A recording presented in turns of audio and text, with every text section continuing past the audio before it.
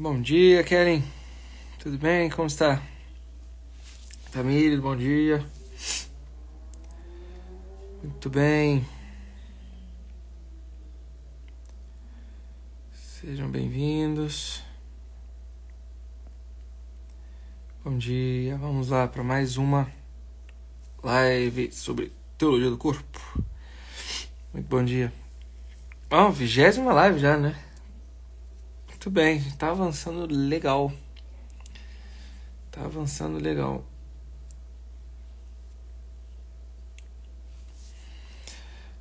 Muito bem, dessa vez eu vou começar com um lembrete, com um anúncio aqui, porque a verdade é que ontem eu tava fazendo essa... Eu fiz a live e chegou no fim e eu esqueci completamente de anunciar mais uma vez, né? Então, anotem na agenda, dia 26 de junho, 26/6, não na semana que vem, na outra, né? Acho que é isso. Não na semana próxima já, mas na outra. Então, que é uma semana e meia, bem da verdade, já, né? Puxa vida. Na quarta-feira, dia 26/6, 8 horas da noite, eu darei um aulão chamado Aurora, um olhar para o princípio. A ideia é apresentar alguns dos conteúdos que têm relação com o que nós temos trabalhado nessas primeiras 30 lives, né? Esse primeiro terço de lives, por assim dizer, né? Pensando em algo meio que prático também, né? Em relação ao matrimônio e assim por diante, né? Ao sacramento, ao relacionamento, sei lá.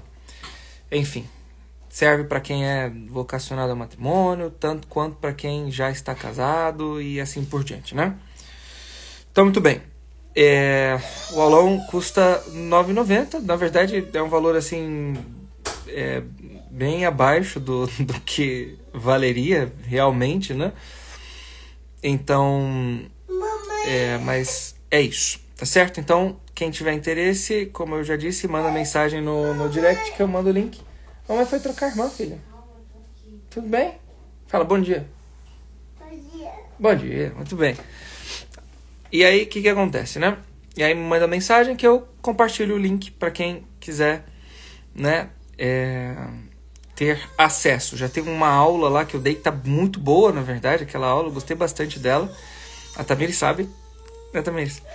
A aula tá muito, muito boa. E,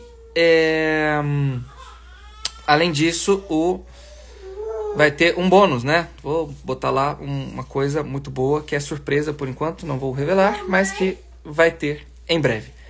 Tá bom? Então, a mamãe já veio, filha. Come, eu vim. Tá gostoso? Mamãe. Foi trocar a irmã. Mamãe. Pode trocar a irmã ou não? Não. Não pode? Por quê? É melhor trocar a irmã, não? Não. Ah, não? É melhor sim. Não. É sim. E a coruja? Será que a coruja tá com fome? Fome, coruja. A coruja tá com fome. Então vamos lá, gente. Muito bem. Vamos para a nossa 20ª live, então. Terceiro tema referente às características do amor. Então nós falamos sobre o amor enquanto livre, enquanto total. E hoje falaremos do amor sob a perspectiva da fidelidade. O amor é fiel, tá certo? O amor é fiel. Tudo bem? Então, essa é uma característica importantíssima do amor e que é necessária de ser compreendida, né? Aliás, é necessário de ser reassociada à realidade do amor, porque a sociedade na qual nós vivemos entende o amor como uma realidade livre, sob uma perspectiva libertina. Então, vejam, a primeira característica, ela se vincula com essa terceira numa necessidade real e total, né? Porque se a gente compreende mal aquela primeira característica que nós intitulamos liberdade, o amor é livre, tá certo? E que nós explicamos há 2 dias atrás, né? Se nós compreendemos mal aquela realidade, nós necessariamente compreenderemos mal a realidade da fidelidade, né? Vejam, preste atenção no seguinte, né? Eu vou retomar aquilo que nós dissemos há 2 dias atrás a respeito da liberdade, para que a gente compreenda muito bem aquilo que está sendo dito agora. Ah, muito bem, filha, parabéns. Eu acho que você não está acabando. Tem certeza? Tá bom, então. Então, muito bem. Vamos lá. Acontece o seguinte, que se existem, de fato, várias perspectivas a respeito do tema da liberdade, né? Existe uma liberdade de escolha, existe uma liberdade no sentido estrito da coisa, existe uma liberdade de fala, uma liberdade de expressão, uma liberdade de não sei o que. Bem, liberdade de expressão, de fato, é mais ou menos, né? Mas o fato é que a liberdade, ela está aí, né? Nós, de algum modo, dizemos o tempo todo, nós somos livres, nós temos uma liberdade e assim por diante, mas que raio que significa esse troço de liberdade, né? A liberdade, ela é compreendida e ela tem sido compreendida no meio societário, no meio da sociedade, né? E assim por diante, pelas pessoas e tudo. Mas se a gente fizer uma enquete, uma pesquisa de campo, um censo, o que quer que seja nesse sentido, e formos até, sei lá, aqui a Avenida Paulista, aqui em São Paulo, né, e perguntarmos para as pessoas o que significa liberdade, nós muito provavelmente teremos respostas como: liberdade significa fazer aquilo que se bem entende. Liberdade significa seguir o coração. Liberdade significa, né, não dar ouvidos àquilo que as pessoas te dizem para que seja feito, mas você realizar aquilo que você realmente quer fazer, intenciona fazer. Eu quero colocar aqui uma imagem que é muito forte e que as pessoas não notaram ao assistir esse filme. Veja, existem vários problemas referentes a esse filme, né? Um filme da Disney que foi lançado em 2019, 18, sei lá, 17, sei lá. Que é um filme chamado Luca. Né? Vocês conhecem esse filme? Todo mundo já viu esse filme? Luca. É um filminho de criança que tem lá o bichinho, que é um monstrinho marinho. E aí quando ele sai da água, ele vira um menininho. Só que existe lá a proibição tradicional da sociedade dos homens peixes, tá? Não pode sair da água, proibido. Tá certo? E aí o que acontece? O Luca tá lá fazendo alguma coisa num dia, cuidando ali pastoreando os cavalos marinhos. E aí ele encontra com um menino. E aí ele sai da água e vira também um menino. E aí, ok, a Tamir assistiu, ok, muito legal. E aí você veja,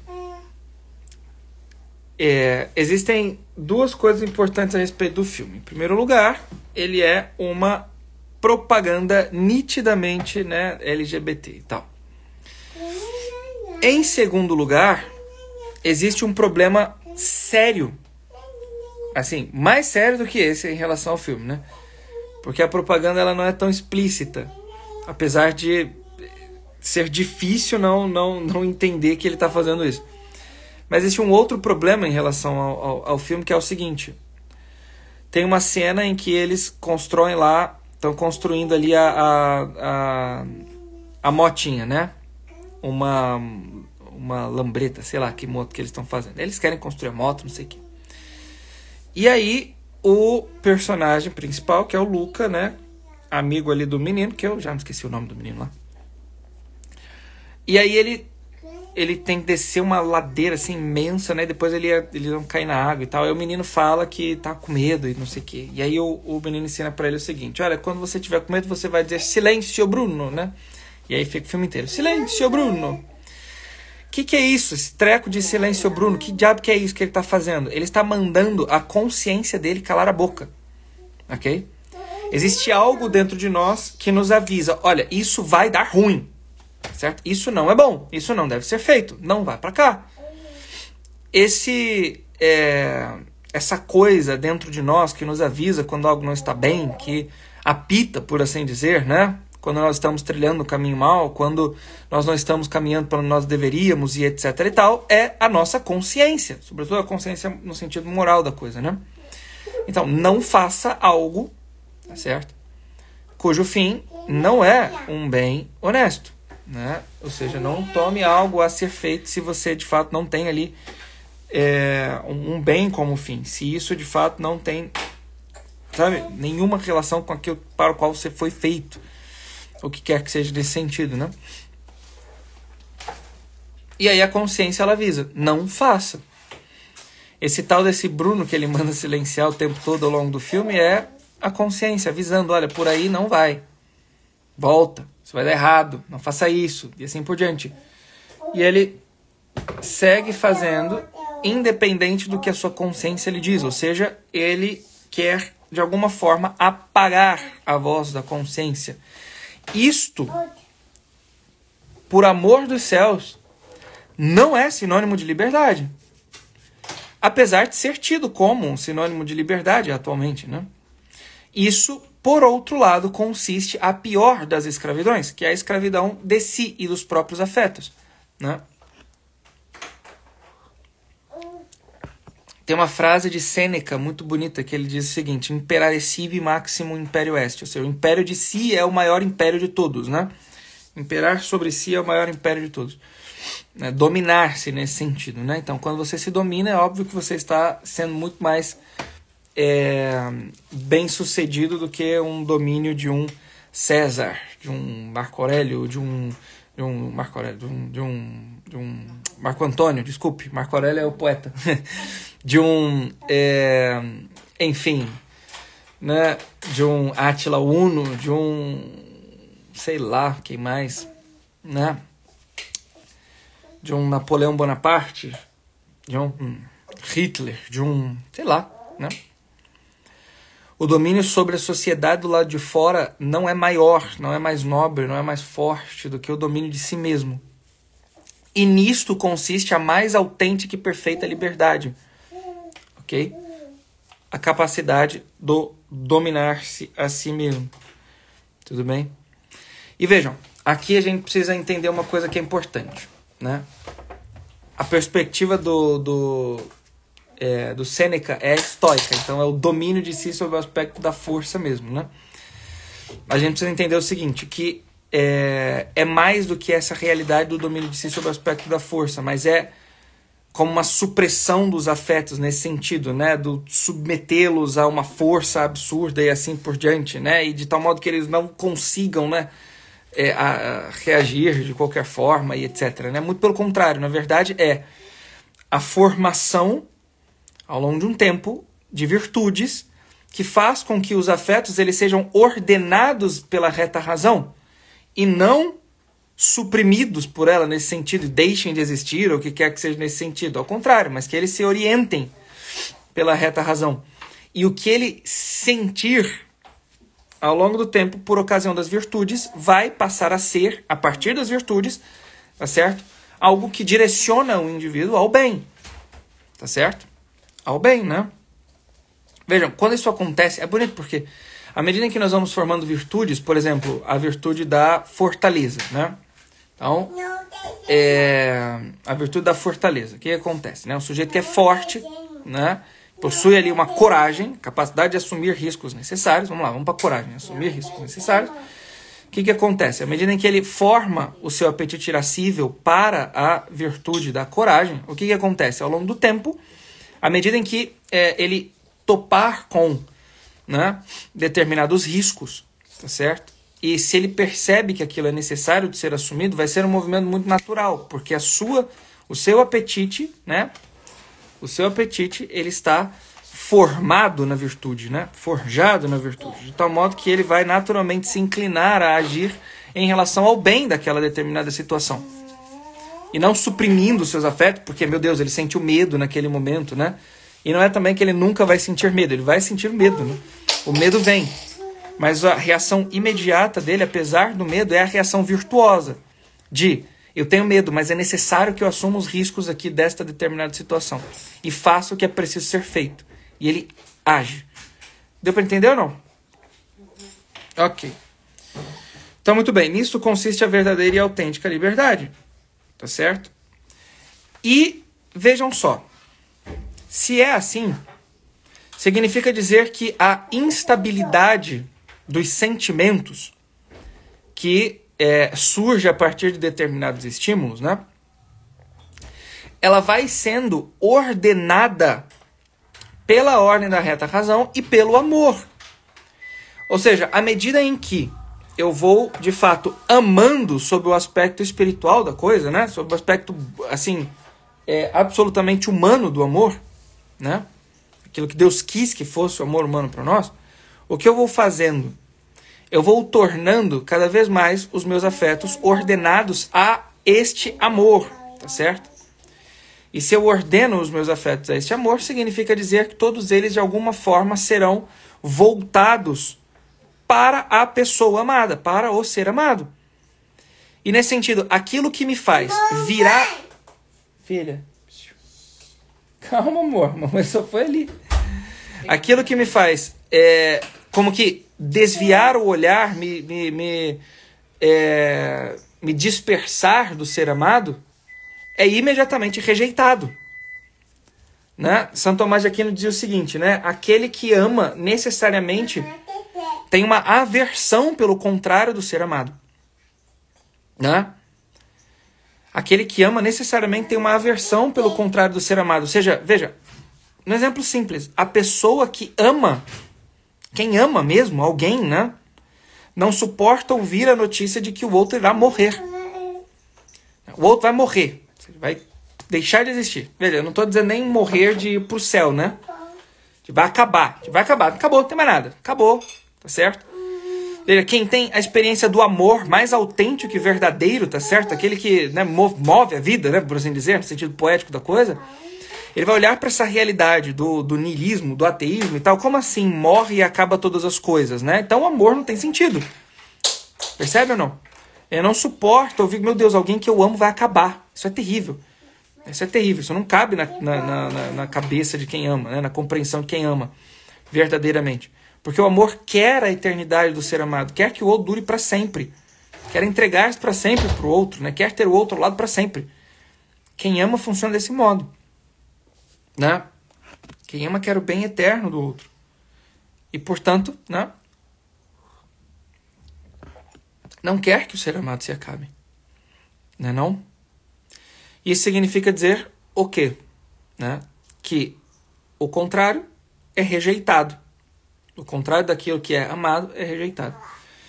Olhando sob essa perspectiva, veja, à medida em que nós verdadeiramente amamos, olhar para uma outra pessoa da mesma forma como se ama, da mesma forma como se olha, da mesma forma como se olha para o cônjuge, para o ser amado, para a pessoa amada, é necessariamente e deve ser necessariamente um alvo de aversão. Percebeu ou não? Deve ser necessariamente um alvo de aversão. Ora, eu amo a minha esposa, Maria Paula, eu a amo. Eu olho para ela de um determinado modo.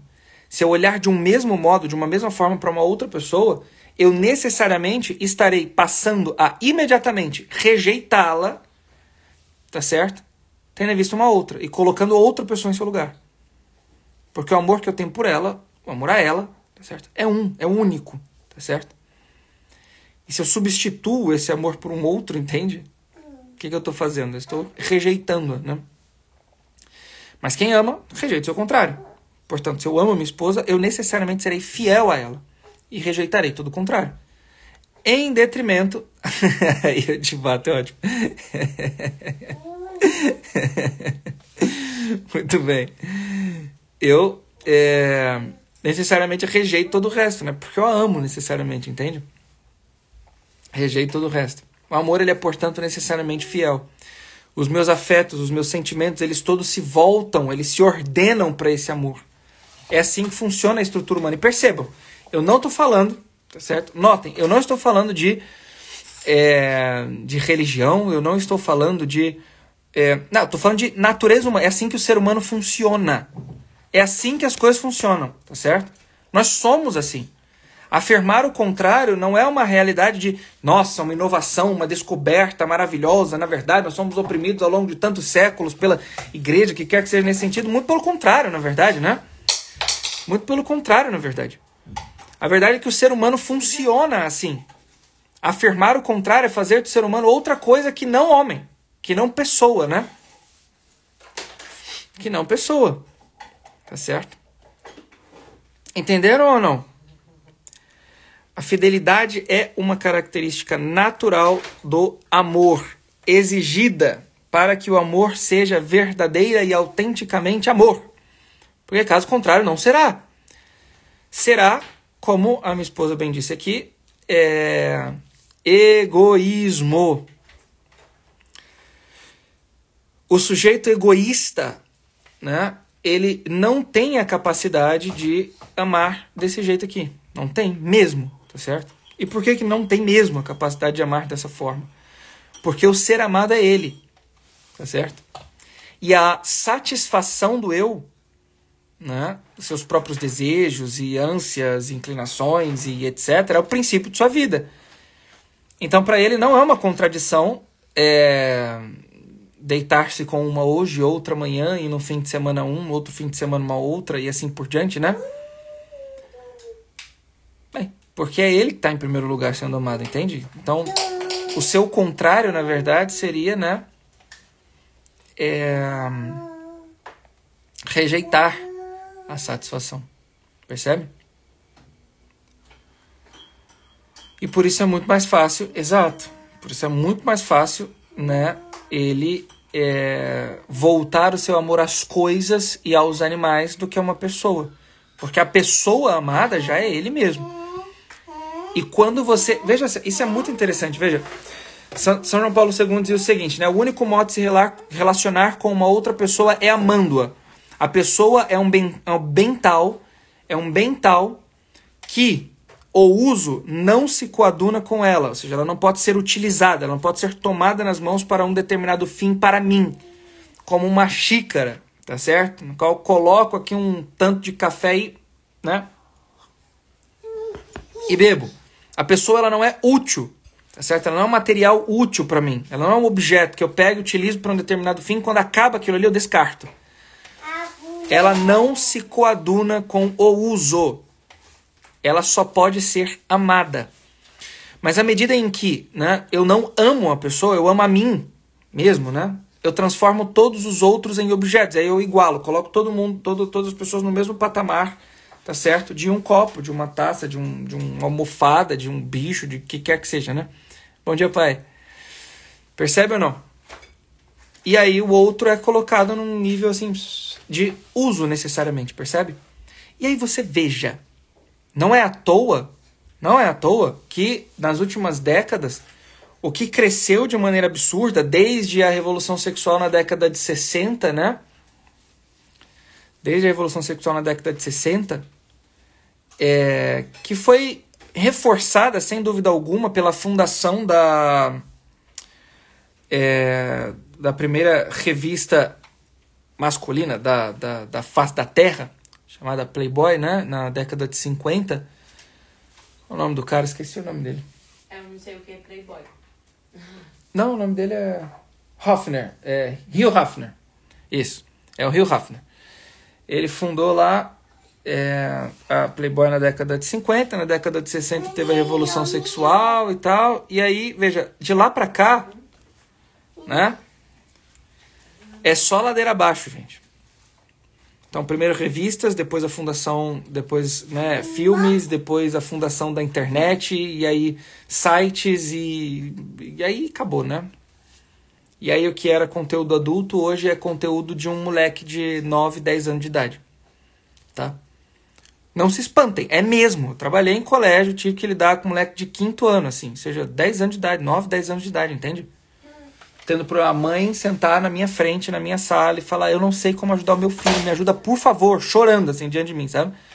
Eu entrei na minha casa, tava lá na TV enorme, uma cena horrorosa, aí tava lá o moleque, 10 anos de idade, uma criança, entende? Isso é terrível, assim, a gente tá aí, né? Então, veja, o que é isso? O outro se tornou um objeto e a gente tem deixado que o outro seja um objeto.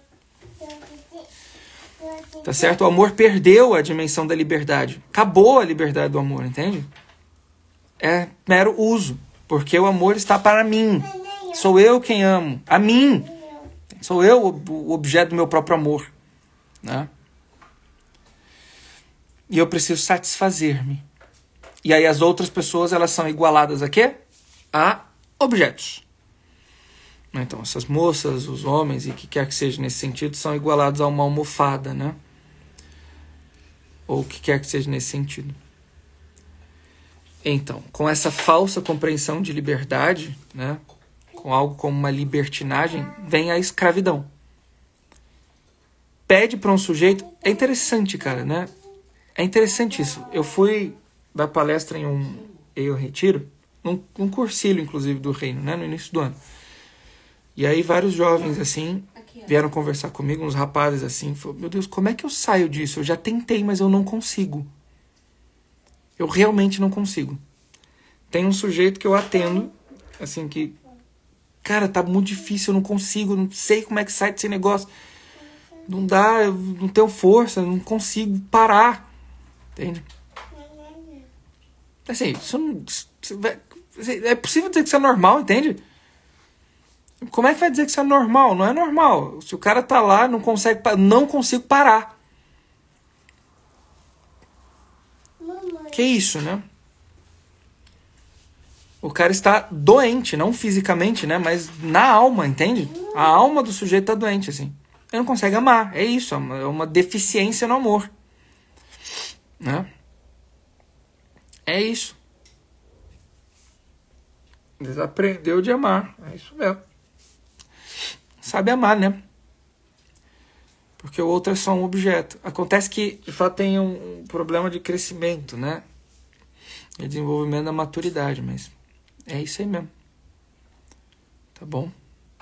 No fundo é isso aí mesmo. O que mais? Tem pergunta aí, gente? Né? Se tiver pergunta, vocês digam aí. O fato é esse, entende ou não? A liberdade, o amor é livre à medida em que ele independe de si. E ele é necessariamente fiel porque ele é livre. Entendeu? Outra vez escutei um testemunho de uma pessoa que dizia: eu só olho nos olhos do meu esposo, não olho nos olhos do outro homem, porque o meu compromisso de amor foi só com meu esposo. É verdade. É mesmo. Né? Não tem problema olhar no olho, né? Se for necessário, tá bom? É até importante, na verdade, mas peguei a essência da coisa. É isso aí mesmo, né? É a modéstia do olhar, exato. É isso mesmo, meu bem. Isso é importante mesmo, né? É verdade. Né? Tem um livro que a gente tá lendo aqui em casa junto que chama... Os noivos. Hã? Os noivos. Que chama Os Noivos, do Antônio Mazzoni. Acho que eu já falei dele aqui, não? Não sei. Acho que não. Oi, Stephanie, bom dia. Tudo bem? Os Noivos, do Antônio Mazzoni. E aí, no capítulo 4, ele fala sobre a história do padre Cristóvão. Padre Cristóvão. Como é que era o nome do padre Cristóvão, meu bem? Ai, Ludovico? Não era Ludovico. não, o Ludovico é outro personagem. Não vou me lembrar. Não me lembro. Ele é um padre, bom dia, ele é um padre capuchinho, um frei capuchinho, né? Lembra, nós estamos no século XVII. Lembra não, né? Sei lá. Isso, boa, Stefano, muito bem. Se bem que já tô no fim, né? Mas tudo bem. Ele é um frei capuchinho, tá? Então, da ordem mais braba de todas de raiz franciscana, né? Então, a mais braba de todas são os cartuchos, né? Mas é capuchinho e tá bom, tá legal, tá bonito. O que acontece? Pobreza, obediência e castidade na veia. Os caras são brabos demais. O que acontece? Vem a narrativa sobre... E aí, lá no século XVII, na Itália, eles eram super admirados. Então, as pessoas paravam para olhá-los, né? Assim, eles passavam andando na rua, as pessoas admiravam eles olhando, eles passando e tal, com uma espécie de veneração, assim, né? É muito bonito. Era quase como se eles se fizessem uma pequena reverência, assim, né? Para os freis capuchinhos, assim, né? Como um reconhecimento da santidade desses homens, assim. É muito bonito, de fato, né? E aí, num determinado momento da história, fala que ele caminhava na rua, né, olhando sempre pro chão, assim. Então, ele nunca levantava o olhar, mas sempre caminhava olhando pro chão. Eu me lembrei disso quando vocês falaram da modéstia do olhar. Tem um texto a respeito de Nosso Senhor Jesus Cristo, um apócrifo, um evangelho apócrifo que fala que quando Nosso Senhor caminhava pelas ruas ali da Palestina, né, de Jerusalém, Samaria, Nazaré e todas as cidades pelas quais ele passou, ele caminhava sempre olhando para o chão, olhando para baixo, tá certo? Nunca olhando para cima, né? Como um exemplo evidente de modéstia do olhar, né? É bonito, de fato, seria um tema bom para live, de fato. Quem sabe eu faço uma live, não de manhã aqui agora, talvez à noite, ou, né? Tem uma o quê? Uma pergunta? Não, tem uma live bem antiga sobre isso. Ah, Maria Paula fez uma live sobre isso, é verdade mesmo. É verdade mesmo. Tá bom, gente? Acho que é isso aí. Entenderam? Entenderam ou não? Vocês pegaram uma coisa? Então, o amor ele é fiel justamente porque ele é ali. A fidelidade e a liberdade caminham necessariamente juntas, né? E porque ela é uma entrega total, ele deve necessariamente ser fiel também, né? Bom, eu falei sobre a perspectiva da liberdade para a totalidade, mas se a gente para fidelidade, mas se a gente olhar para a totalidade da entrega, ela deve necessariamente ser fiel também. Ninguém pode de maneira nenhuma entregar-se totalmente mais de uma vez. Para mais de uma pessoa. Não dá. Tá certo? Porque necessariamente a entrega, quando ela é total, tá certo? Ela não tem mais. Ela não tem mais o que ser entregue, né? Se você se entrega totalmente e diz que se entrega totalmente para uma outra pessoa, na verdade você está se fragmentando, entregando um pedacinho de si para um pedacinho para outro, né? Um pedacinho para um pedacinho para outro. E necessariamente a coisa é assim que funciona, né? A pessoa que vive desse modo vive de fantasias, né?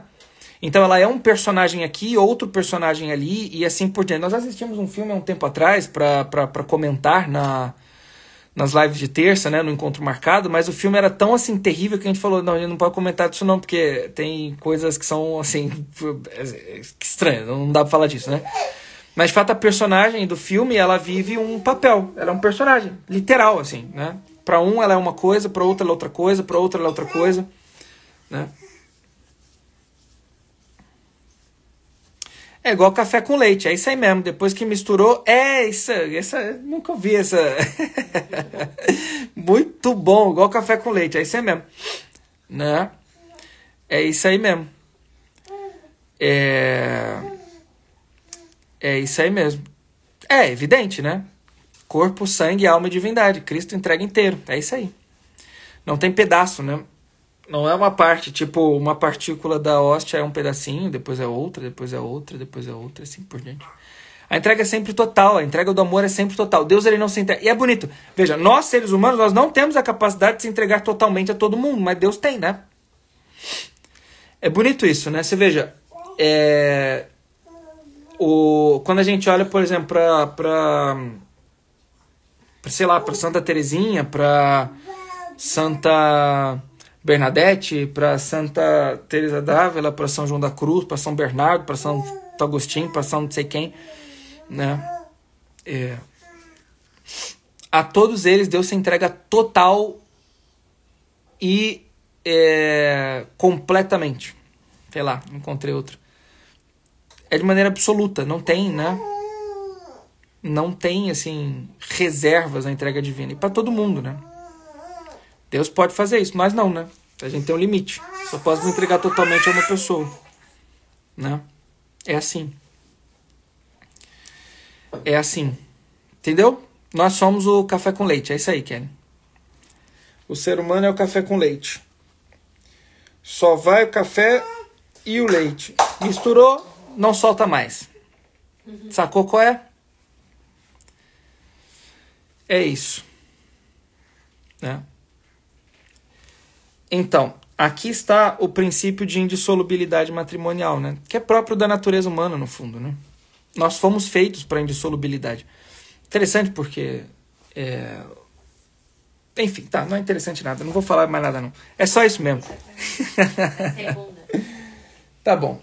Alguma pergunta mais, gente? Se não, já foi.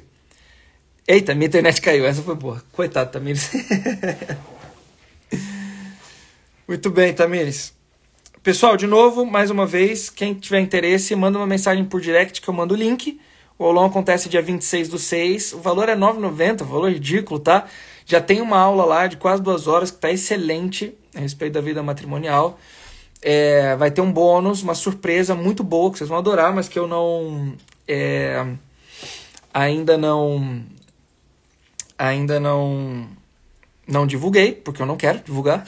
Quero ter surpresa até em algum momento que eu vou dizer o que é. E é isso. Entrem lá, na verdade vocês vão gostar bastante. O valor tá baixinho, na verdade, porque eu quero que todo mundo entre mesmo, tá certo? E vocês mandem mensagem que eu mando o link para vocês. Ainda não compartilhei as artes e divulgação oficial e etc, porque ainda não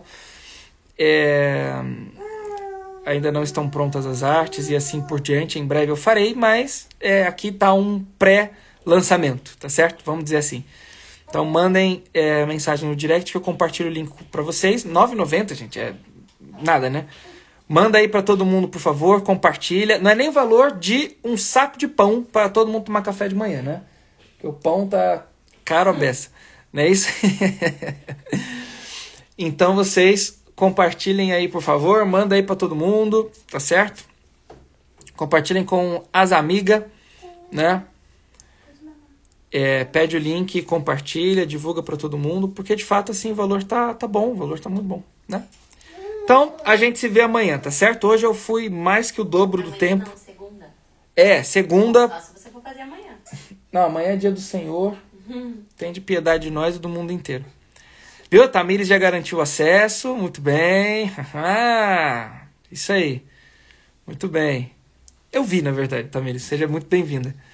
Que bom. Fiquei feliz. Fiquei bem feliz mesmo. Muito bem, gente. Fiquem com Deus. Um abração. Tenham um excelente sábado. Bom trabalho para quem vai trabalhar. Bom passeio para as crianças, com as crianças, para quem vai dar um rolê com os pequenos. E sei lá, quem mais que pode estar aí. Não tem jovem aqui no meu perfil, né? Então, por quê? Porque são 7 da manhã. O que jovem está fazendo sábado, 7 da manhã? Dormindo. Pois é. Então, muito bem. Fiquem com Deus. Um abraço para todo mundo. E a gente se vê segunda de manhã aqui na live, tá bom? Deus abençoe, gente. Até. Tchau.